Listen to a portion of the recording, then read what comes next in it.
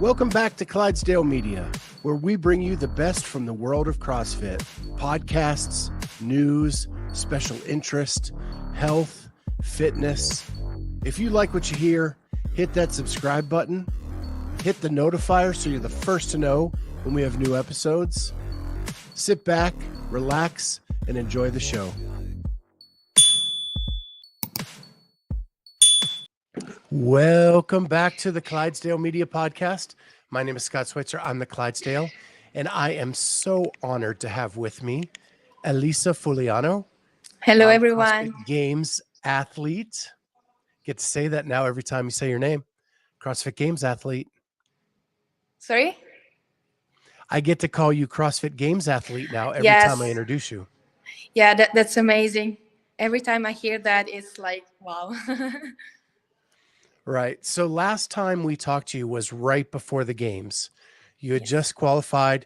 You had your big check behind you on the couch, letting everybody know that you made it to the games. Mm-hmm. So let's start there. You get to the States and you compete in your first ever CrossFit Games. Mm-hmm. How was that experience? It's been amazing. I think it's been one of the best. I really enjoyed that. I stayed there like 3 weeks, 1 week before the games, just to adapt to the time zone and train a bit in the US. Then the week of the games, and then I took a week off just to have some holidays and go around like Chicago and that zone. And yeah, it's been amazing. I mean, I didn't want it to end. Like I felt like I was in a dream, and competing next to the best athletes in the world. It was like, yes, I couldn't believe it. But actually, once you're there, they're just like human beings. So you only see them on social media, and you think of them like they're like some sort of heroes, and or I don't know. And then when you're just next to them, you find out that they're just like you. They're just normal people, and it's been amazing. So we talked to Ariel Lowen, who, when she was in doing Elevated Elizabeth, she was in the same heat with Tia and Mal and all that stuff. And she told her family, you better get a picture of me out here with all these athletes so that I can save it forever. Did you ever feel like that? Like, I'm out here with these legends and these heroes. And how long did it take you to get over that? I didn't realize it that I made it through the games until I was there. And yes, every time I went into the field and saw the crowd cheering, it was like ghost. I had goosebumps. Is that right? Like, Yep. yeah. Perfect. And every picture I received from the photographer and people that was there, I really keep it like from in a folder in my phone, and every now and then I go look through them, like and remember those beautiful times that I was there. Also, like maybe the reels on Instagram. Every now and then I go on my profile and I go back to the reels and and see again the moment that I was there, and live it another time. So I know that you enjoy photography and art. Have you framed anything from the games to hang on your wall? Not some picture, but some, like my boyfriend for last Christmas made me a gift, and he put in a frame like my T-shirt with my name on it, and the little coins that they gave us at the athletes dinner, and also the badge that I had like with me every time with my name on it, and also the sign that was above the changing room when we first get there, and they gave us all the noble clothes. And so everything is like in this frame and is in my living room. So every time that I pass near, I remember of the CrossFit Games experience, which was amazing. So we have a couple comments from the listeners, and one is just saying "Hola" from Bruce Wayne, and the other Hola. is, "Isn't she Italian? How can she speak with just one hand free?" Because we tend to believe that all Italians speak with their hands. Oh yeah, that is true. That is so true. Um, the fact is that I'm here with my phone, so I only have one free hand. The other one is holding the phone, and that's why I'm not free to move as I want. But yes, that kind of stereotype is true. I mean, we used to make lots of gestures while we talk. So, so you're at the games. I know that the placing wasn't where you had hoped. We talked beforehand that you were hoping to make the cut. That didn't happen, but you had a little brief moment with the skills challenge and elevated Elizabeth, where you had a nice little run. How are you feeling after those two events? After the first day, I think I was 15th, and I couldn't believe it. I mean, actually, I knew that the first day had the workouts which were most for me. So the skill one and Elizabeth one. So I knew I could do well on those two, and I knew I could do well in the leaderboard, but I didn't think that well. Like 15th place after day one was amazing. Was way beyond my expectation. Then, as the days passed, I felt more and more tired, um, and I think that is what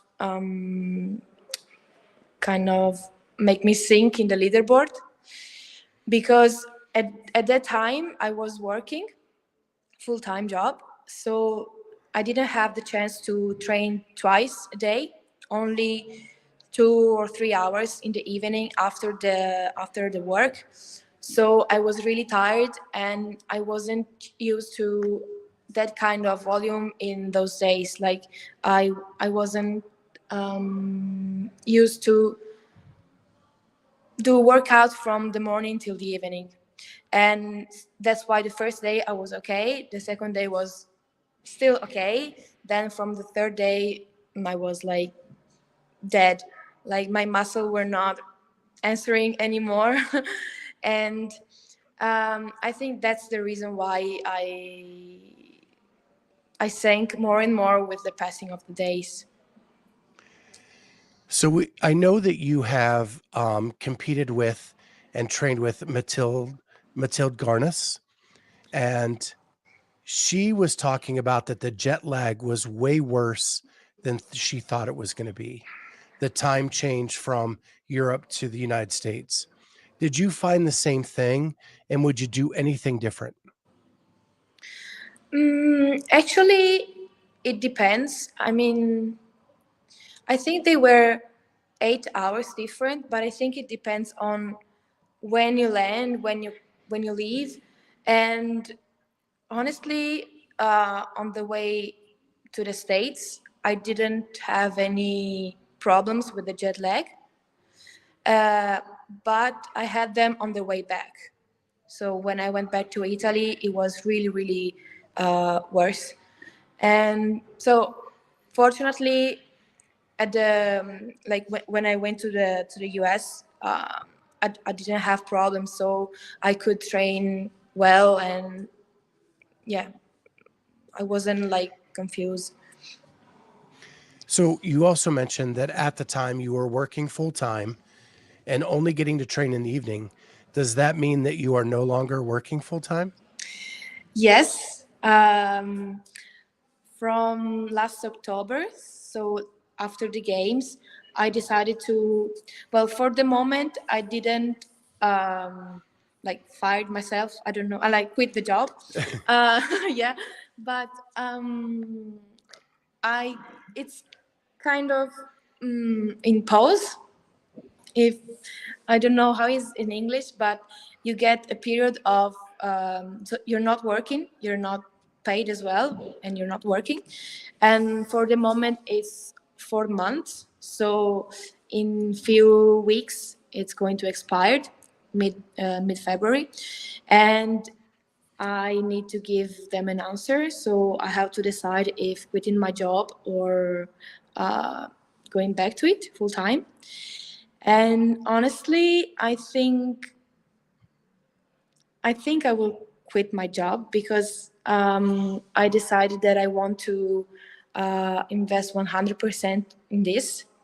Also because you know about RA, so my disease, rheumatoid arthritis, and since I don't know how much time I will have from now on, at, competing at these high levels, so I decided that I want to invest maybe 2 years, 2 or 3 years, and see where I can reach, like how far can I go. And honestly, in the last 3 months, so I was not working, I had the chance to train twice a day. So in the morning, like 2 or 3 hours, and also in the evening, 2 or 3 hours. And that really made the difference. Like, it was only 3 months, but I had the proof both in German Throwdown that I won it, and in Budapalooza that I got seventh. I think that was mostly because I got used to the volume, so to train more in one day, and so I want to keep doing this and see where I will get.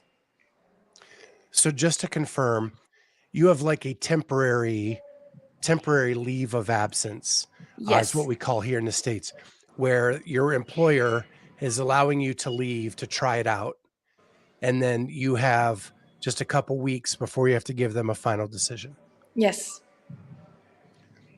And you are leaning toward going on 100% all in to your CrossFit career.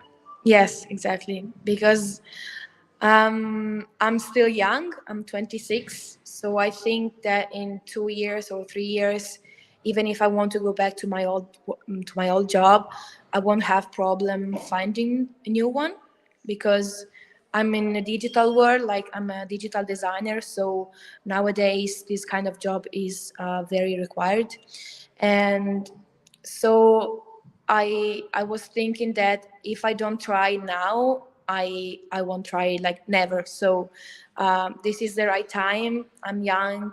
I have all um, the possibility to do it, and I want to do it.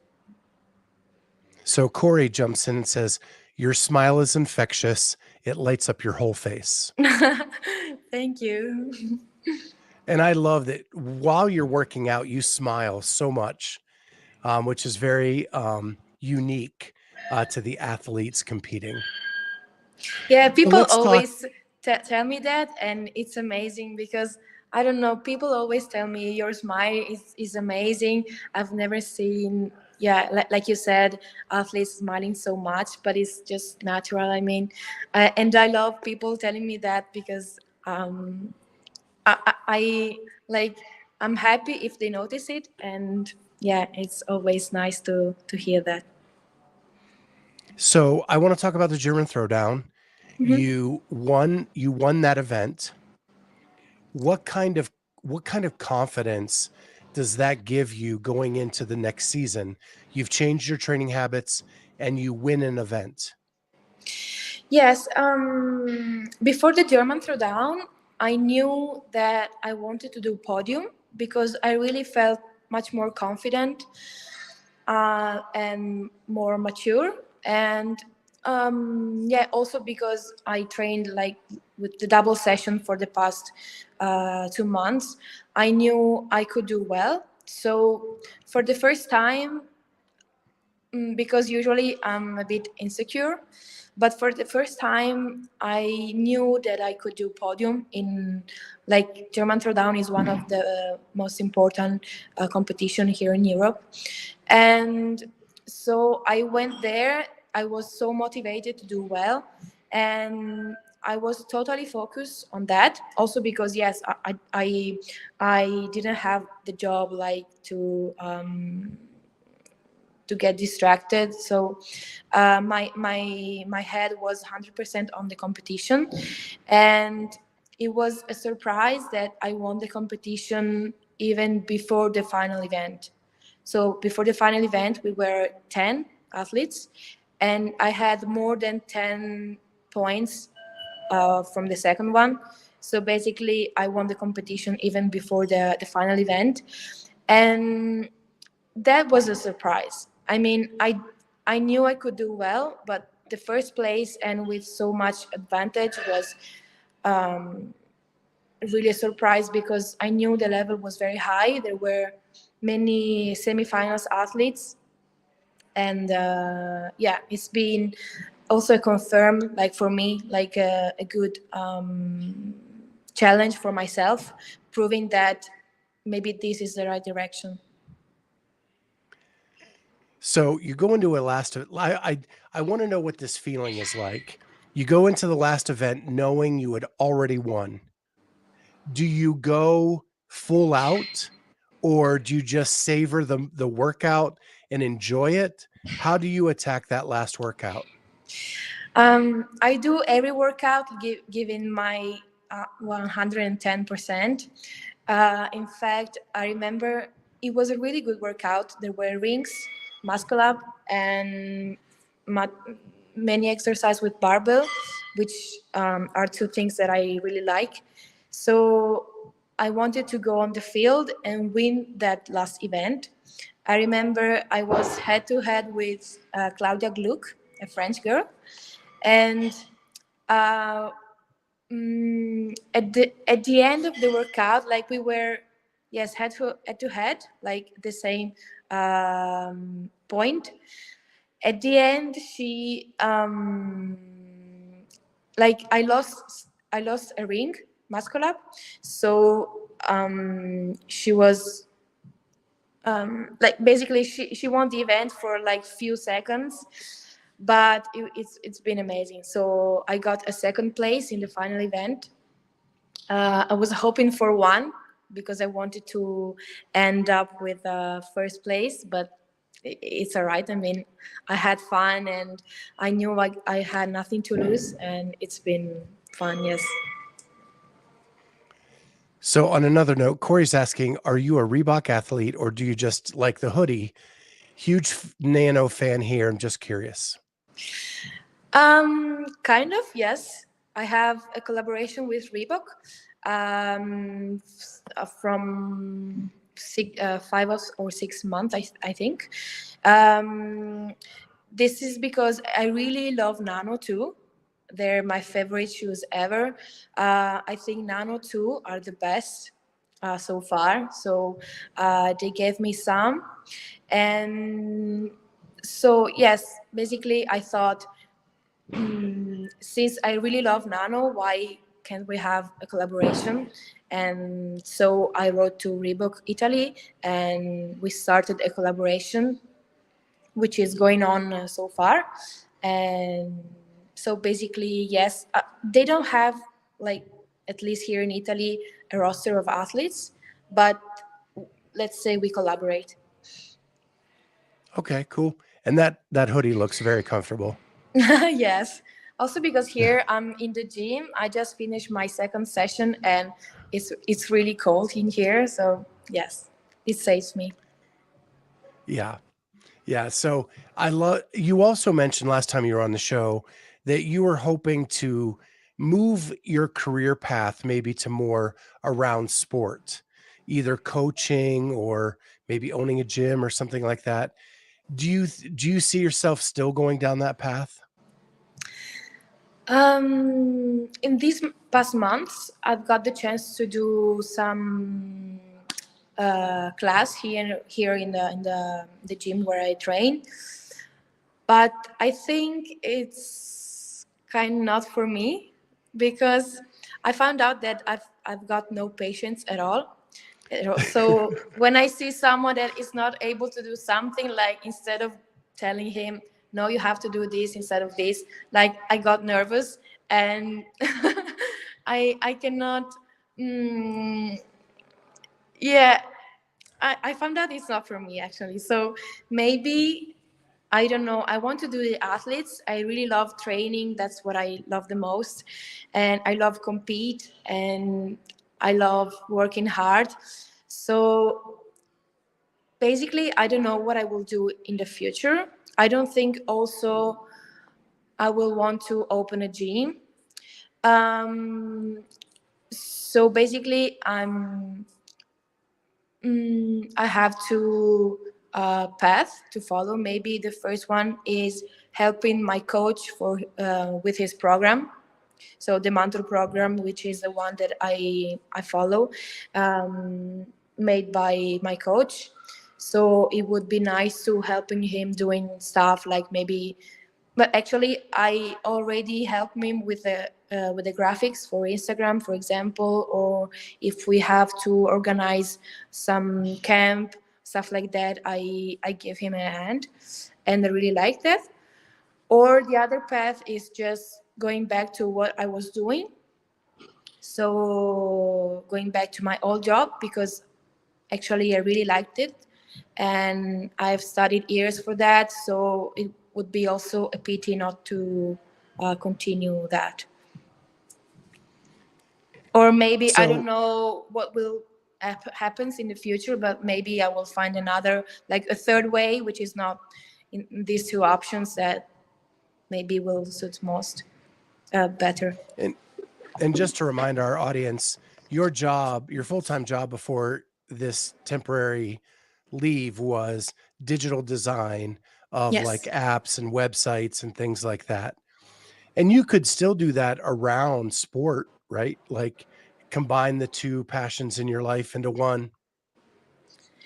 Yes, actually, I'm doing it still for the mantle program. The program that I follow.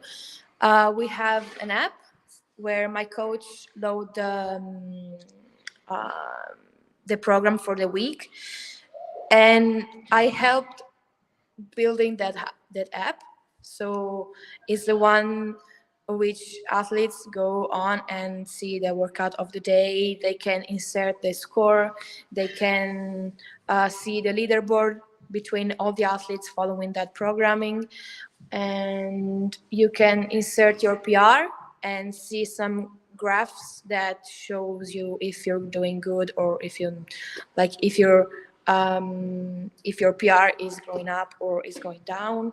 And so you have many features in this app, and I helped developing it. So I'm kind of doing it. So maybe we'll see in the future if there will be more possibility, like So to combine my job and sport. do you use that same app for your programming? My the app. Yeah, do you use it as an athlete? Yes, yes. So how self-critical are you of your design?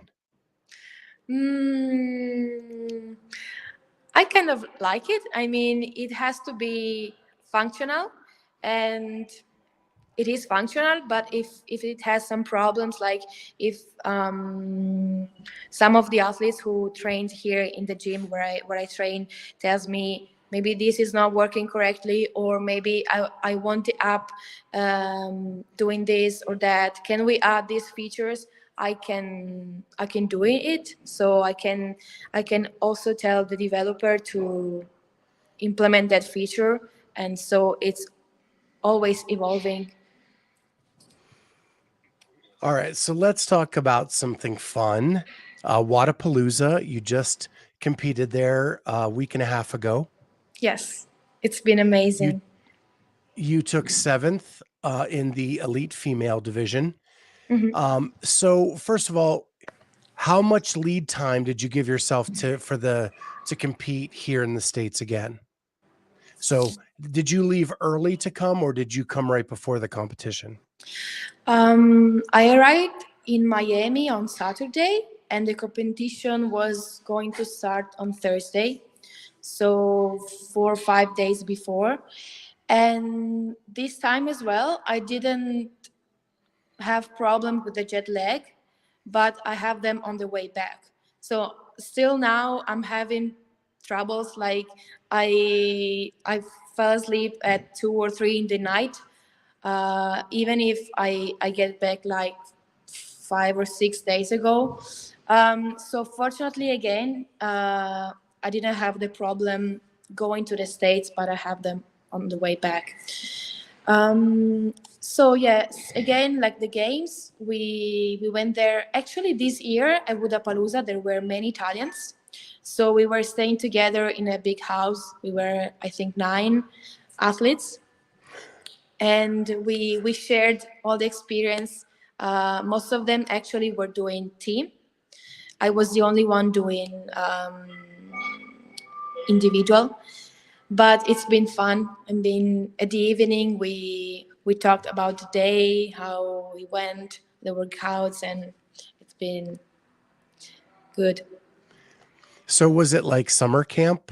Like here in the States, we have summer camps where kids go off and hang out with other kids for a week where they sleep in bunks and do all that. Is that what it was like hanging out with your friends who all have the Eh, same passion? yes, kind of. Yes. Then the house was amazing. There was the ping pong, so we always played at the evening just to also lower the tension and um, yes, just to have fun and not thinking about the competition. That's great.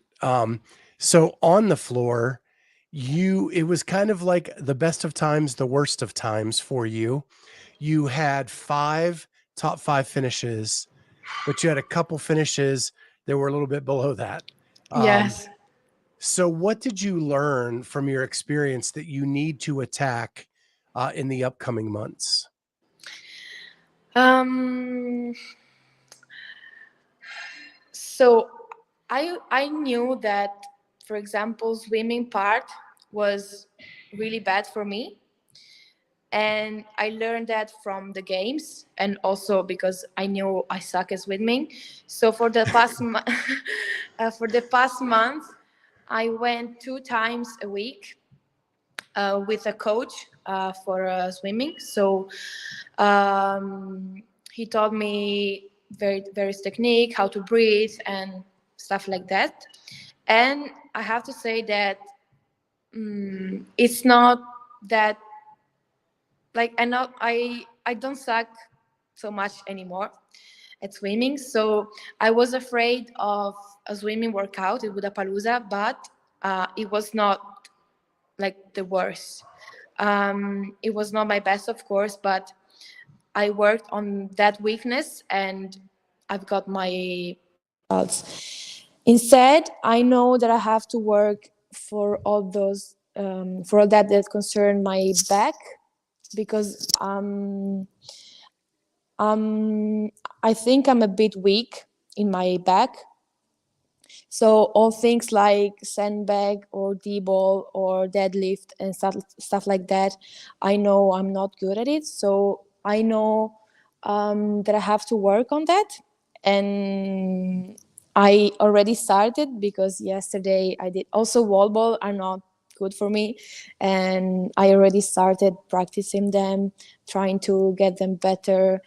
And yes, basically I know which are my weaknesses, and I'm working on them, like to make them better. Yeah, my first thought on the swimming workout was last time you were on, you stated how much you do not like wall balls because you are of a shorter frame Yes. and that wall balls are not your favorite. No, not at all. And then they add it to swimming. Yes, that's the reason why I really hated that workout. I mean, two of the worst thing that like I hate the most put together. And actually they revealed it was heavy wall ball and heavy rope. Like after 5 days, they released the workout. So at the beginning, we all thought it was regular wall ball, like 6 kilos, and regular double unders. And that would have been less hard. But then when they announced it was heavy wobble and a heavy rope, it was like, oh my God, I have to do them with swimming. So I knew it was going to be bad. Also because it was 9 kilo was wobble, and because it was after the swimming, the ball was all wet. So also it slipped in your hands, and I've seen also that many other girls have to break them, like doing set of 4 or 5 wobbles. They couldn't keep them in the hands because it was wet. Yeah. And but yes, actually the worst workout was the one with D-ball, clean and D-ball carry. I didn't think it was going to be that bad, but my back was like screaming and I couldn't walk afterwards. But yes, the thing is that you can be good in many workouts, but you have to pay attention to the bad ones, like the which are the ones that really make you sink in the leaderboard. Because yes, I've finished in the top 5 times, but because of 2 workouts, I went down. Like actually, I hoped I could have stayed in the top 5 at the end, because after day 1 I was third or fourth maybe, but I didn't expect that some of the workouts were really that bad, and they would have like make me sink in the leaderboard. Yeah, it's funny because event was it event 3A and 3B. 3A you finished second, 3B 30th. Yeah. So it kind of like washed each other out. Yes, I knew that I had to do well in the first part, because the second part was not for me. And that's what I basically did. I gave my 100% on the first one, which was very quick and short, and I knew I could do well, because I hope to compensate like with the second one. And actually I did it, but I didn't expect to finish third, 31 on the second part. And same thing for the final event, which was part A and part B. In the part B, so the Isabel with the burpees in the middle, I finished fifth, I think. But the first one was so hard. Like I think we in Europe we're not so used to do the bench press. I know that in America is a lot more common to do it, and so like there was a time I couldn't move the dumbbell from my knee to like top position to start the exercise. It was so heavy, and it was also second day of competition, so I was a bit tired, but still I know that I have to work on that, so I already started like the wall. And so yesterday I did bench press with heavy dumbbells. And but yes, I also had some big satisfactions. I mean, on the first event I finished second, like first for less than a second, and also in the one with the toes to bar I finished second, with less than a second of difference from the first one. um it's Yeah, I was really surprised how much the bench press played a role because My current gym, we bench, gosh, it feels like we bench press once a week. At my old gym, we never bench pressed. Mm-hmm. So I think whatever you put an emphasis on. So my current gym, I'm at Christy O'Connell's gym, Mm-hmm. and she's a games athlete, and we work on bench press. My old gym was not a games athlete owned, and we never did bench press. Mm-hmm. Yeah. So I wasn't used to that, and I didn't think it was so hard. But yes. Yeah. Yeah, but it wasn't just you. I like a lot of people struggled with that bench press. It was Yeah. really heavy. I also saw in the male heat that some famous male like Krenikov was struggling with the dumbbells, and many others were having difficulty to move them. Like they were really heavy. Like I think it was 36 kilos per dumbbell. So yes, quite heavy. Yeah. But I really For like the me, workouts. Like in general, I love the whole like the whole competition workouts. They were fun. yeah, it was fun seeing you out there in the lead on a lot of things. You really had a great weekend. So I want to move a little bit to your rheumatoid arthritis. We talked about that last time. Mm-hmm. With all the travel you've done and now increasing the volume of your training, does that affect your arthritis at all? Or do you have it under control, or have you learned new ways to control it? For the moment, everything is under control. I mean, I don't have pain anymore.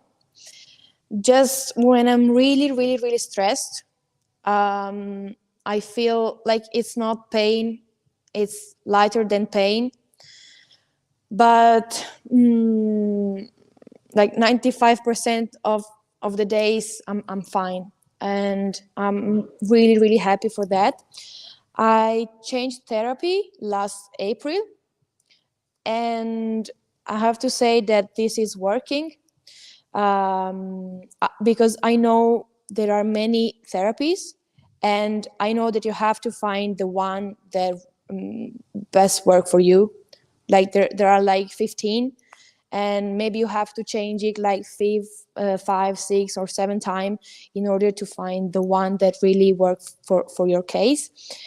And for the moment, I am in the I just did like 2 attempts, and for the moment everything is under control. So I'm really happy for that. I'm really grateful. Also, I know that nutrition affects that as well. So I know there are some foods that I have to avoid, and so there are some aliments that make the pain increase. But the news is that now I'm kind of under a medical trial. I don't know how to call it, but I'm under control. So every, I don't know, maybe 5 or 6 months, I'm going to do some like scan of my joints. I don't know what's the word in English. So that Yeah, I think the that's it.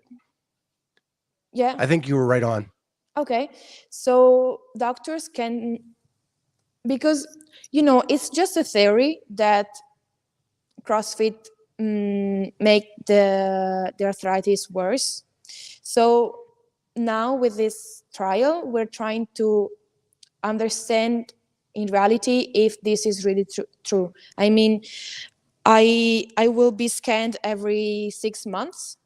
For example, in my wrists, in my feet, in my knees, and all the joints, to see if they're really like deteriorating, if they're getting worse, or if they're quite the same. So I'm a bit more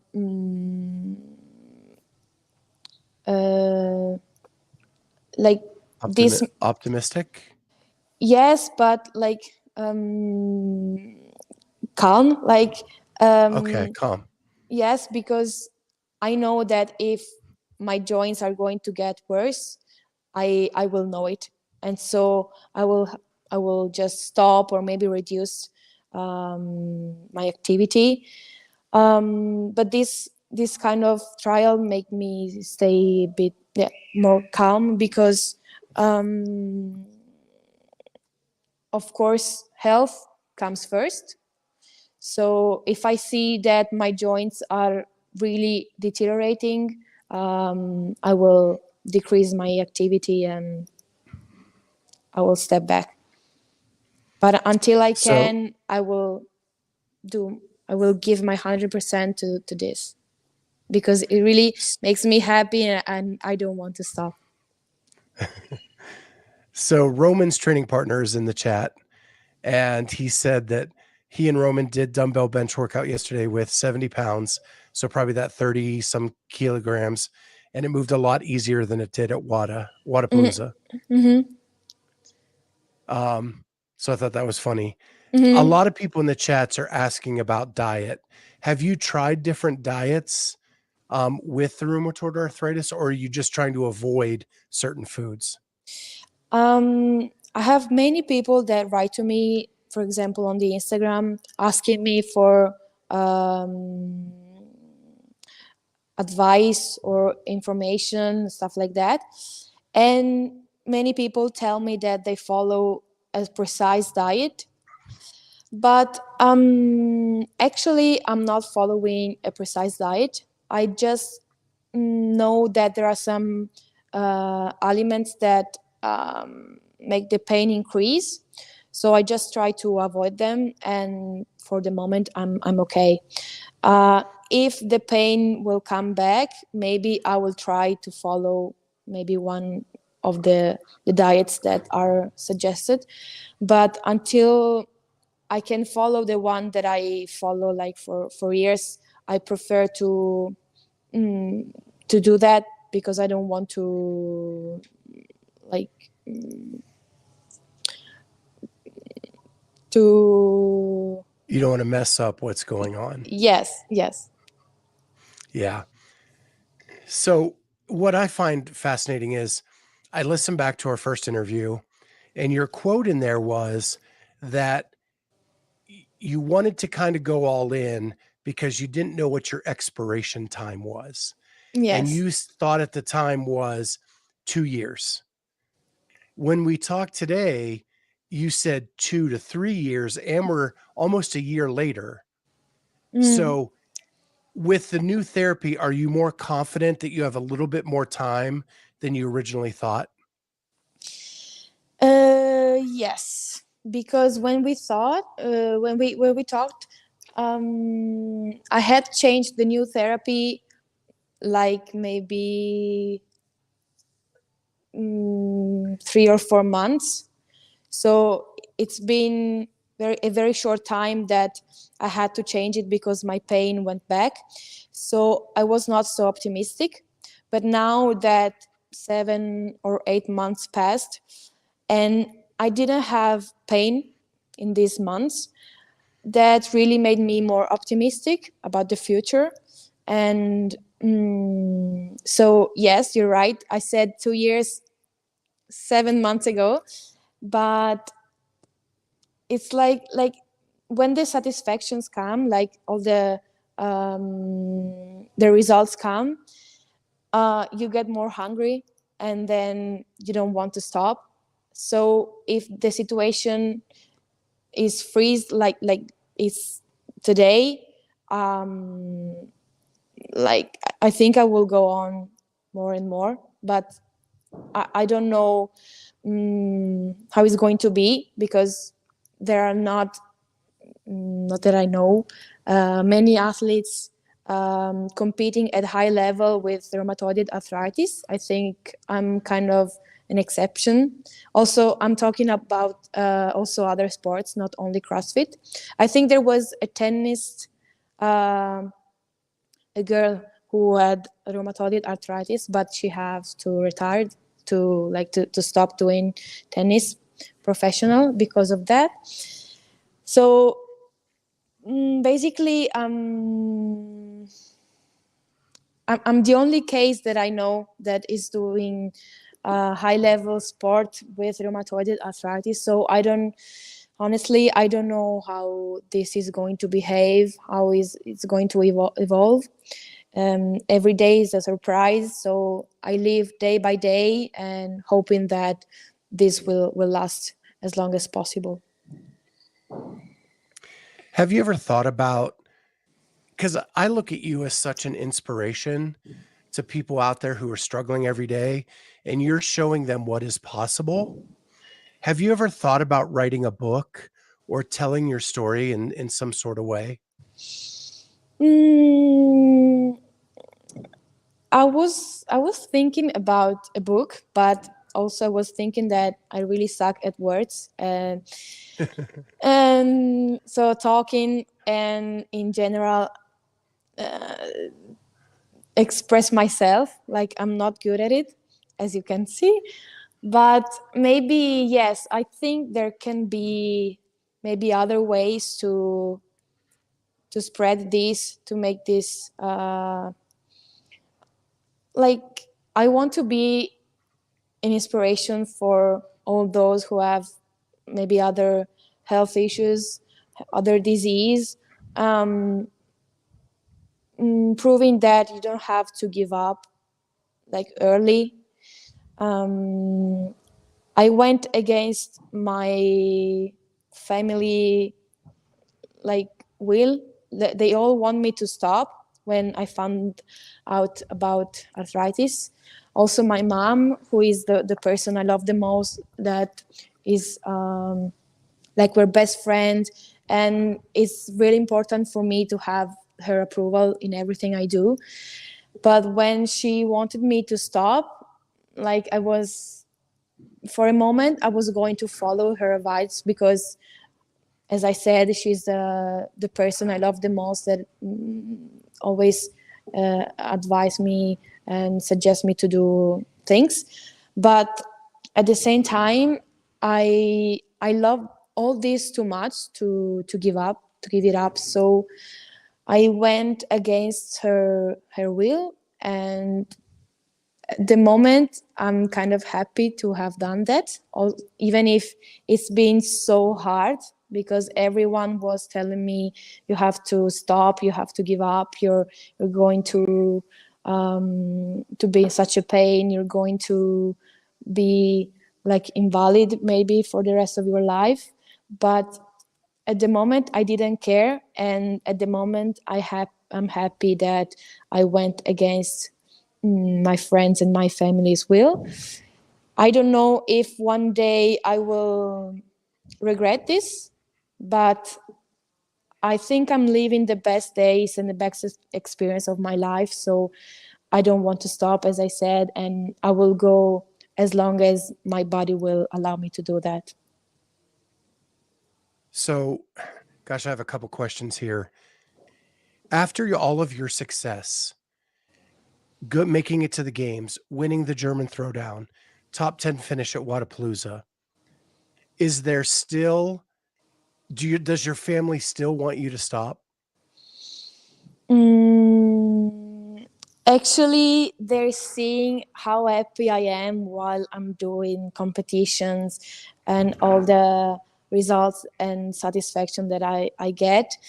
That actually now they don't care. I mean, of course, they're worried about my health, but they see that I'm happy and that I don't have pain. So I think they're kind of letting me live in my dream as long as I can. And so now they're supporting me, and they're happy I went against them, even if it was hard.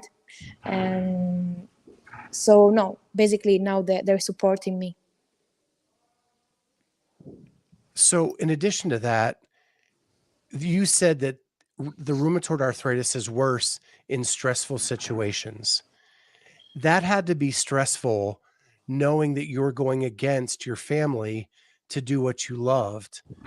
So, in a way, it was probably creating more pain because of the stress you were undergoing at that time. Yes, that's true. So it's kind of paradox, but mm, like I didn't care. Like I lived my whole life doing sport, and now that I have the chance to live as a professional athlete, it was kind of my dream. And I felt like I wanted to go against everyone to just to follow my dream and the thing that I wanted to do that make me happy. Even if I have to stop like in 1 year or I don't know when, I like I'm grateful to myself that I was able to stand up and went against my family and my friends' will, because this allowed me to live one of the best experiences I have ever had, and it's amazing. Well, and it shows that you have the heart of a champion because you were willing to stand up for what you believed in and what you wanted. And that translates to being an elite athlete. Thank you. So, one last question about the stress. The bad thing about being an elite athlete is your most stressful time is in the biggest moments, right? At the CrossFit Games, at Wadapalooza. How do you how do you control you said it's not pain, it's just short of pain. How Yes. do you control that and still be able to perform at your best? And now I'm Italian Mm. because I'm talking with my hands. um, yes, I mean, I know that, of course, everyone is stressed when there is a competition because you know that you have to do to give your best. So I know that if I'm too stressed, I will have like slight pain. So I try to free my mind, not to stress too much, because I know that if I'm stressed, I will not be at my 100%. And I always want to be at my 100%. That's why I always try not to think about what worries me, but to think instead about what I'm confident at. So always trying to see the positive sides and not the negative sides, because as I said, I want to be at my best always. And if being at my 100% means not be stressed, I try not to be stressed. So in the last couple of minutes we have just a couple questions about the upcoming season. You have a change in Europe with one massive semifinal. Does that help, hurt, or not make a difference to you? I think it's going to be like a war, like everyone in the same field, craving for those 5 places. I don't know actually how many places will be, because I know there are 5 for sure, and maybe some more, basing on the ranking. Yeah, but I think this scare me a little bit, not like being everyone all together and not 30 and 30, but also because if we look at my results in Wodapalooza, if there are going to be workouts where I won't be good, if we're 60 and not 30, there is more chance that I will go down more than, like, if we were 30. So this scares me a bit, but it will be also it will also be amazing because every huge athletes, like hero athletes, will be there and will be for sure a wonderful event. So I don't know. I think I will have to know for sure the exact number of how many athletes will advance to the CrossFit Games in order to understand if this will stress me or not. I mean, Yeah. I hope they're not going to be less than 10. So like last year. Also because Europe is one of the strongest country in CrossFit, like in the games in the CrossFit, behind America. So I really hope that we're not going to have less than 10 spots, and then we'll see. Yeah. From everything I'm hearing, Europe actually stands a chance of getting more than 10, um, because it's such a strong female field. I hope so. The other advantage you have is exposure. You're now a pro athlete and this is your job, and you're going to be out there on the floor with the best of the best. And optimistically speaking, when you crush it, you're going to get a lot more noticed than you would like you did last year. And that can only help you from a sponsorship perspective. Yeah, that's true. Yeah. So, so let's optimistically think you're going to, what are your goals for the season? Is it to get back to the games? Yes, it would be amazing. Also because I learned so much from the past ones, and so I know how to face them more strong and in a better way. In the case I will have the chance to go back, I will be more well prepared to face them. So I really hope to get back to the games. If you make it back to the game, when you make it back to the games, what would you do different this year than you did last year? Mm, one thing for sure, I know it's not much, but it can make the difference, is that last year we had the house, we were staying very far from the competition floor. So we were forced to stay all day in the competition floor, in the warm-up area with the athletes, where there was the music, there was really cold because of the air conditioning, and you never really rest between one workout and the other one. So one thing I would do differently will be get the house near to the competition floor, so that maybe after each workout you have the chance to go back to the house and chill and really rest instead of staying there.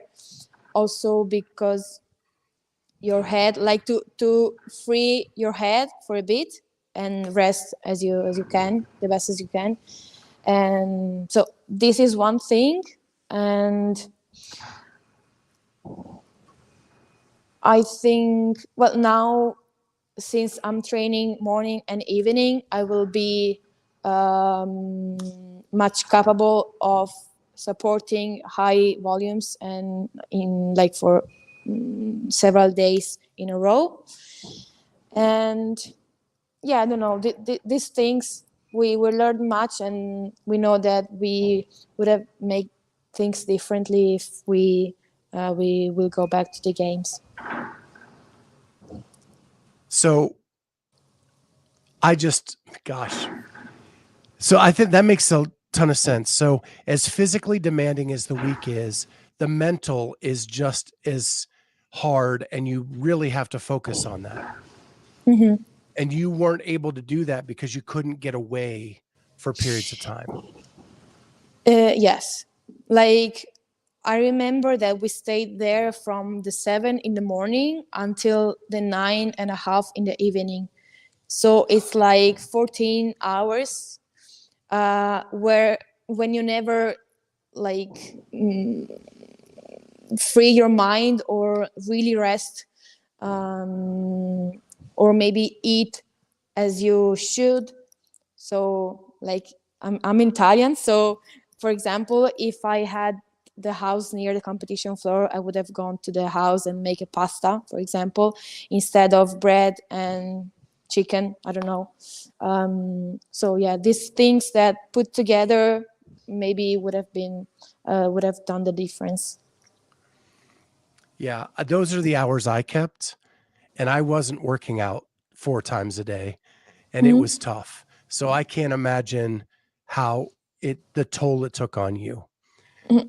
Well, Yeah. Elisa, as always, you are so charming, and Mhm. the games need your smile. So we will be rooting that you make it to the games this year. So good luck on that, and we'll see you next time. Thanks a lot. Thank you, guys. You're really kind. Bye, guys. We'll see you next time on the Clydesdale Media Podcast. Bye.